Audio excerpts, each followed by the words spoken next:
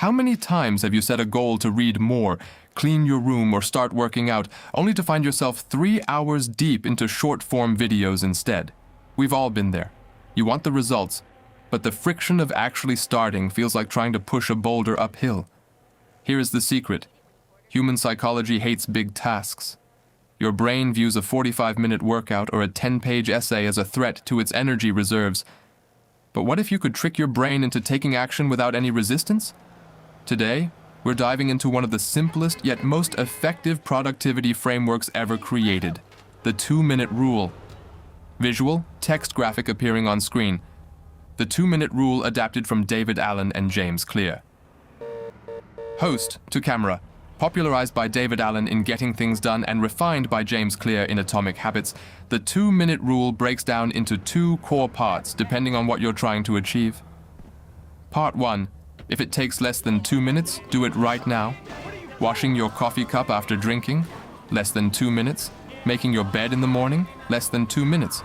Replying to a quick work email, less than 2 minutes. When you complete small tasks immediately, you prevent micro-stress, the mental clutter caused by dozens of tiny undone chores floating around in your head. Scale down new habits until they take only 2 minutes. When starting a new habit, it should not feel like a challenge. The action that follows can be tough, but the first 2 minutes should be effortless. Instead of read 30 pages tonight, change it to read 1 page. Instead of do a 45-minute yoga session, change it to fold out my yoga mat. Instead of study for the exam, change it to open my textbook. The psychology. Why it works. Why does scaling down a goal actually work? Why not just force yourself to do the full task through willpower? There are 3 psychological reasons. Overcoming activation energy. The hardest part of any task is starting. Once you overcome that initial friction, staying in motion requires significantly less effort. Newton's first law of motion applies to productivity too. An object at rest stays at rest, but an object in motion stays in motion. Mastering the art of showing up. You cannot optimize a habit that does not exist. Before you can worry about running 5 miles, you have to establish the identity of someone who puts on their running shoes every day. The gateway effect. Once you start reading for 2 minutes, momentum usually takes over. You'll often find yourself thinking, well, I'm already sitting here with the book open, I might as well finish the chapter. Step-by-step action plan. Here is how you can implement this rule in your daily routine starting today. Identify your friction points. Pick 3 habits you've been struggling to start this month. Apply the 2-minute downscale. Rewrite those habits into their 120-second entry points. Set up environmental triggers.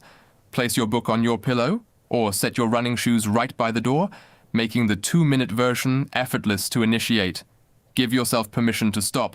If you read for 2 minutes and truly want to stop, allow yourself to stop. The goal at first is consistency, not intensity. There is one major trap to watch out for: mental trickery. If you set out to read 1 page, but in your mind you are holding yourself to the standard of, I must read 30 pages or I failed, the strategy falls apart. Your brain knows when you're lying to it. You must genuinely commit to the 2-minute action as a success in itself.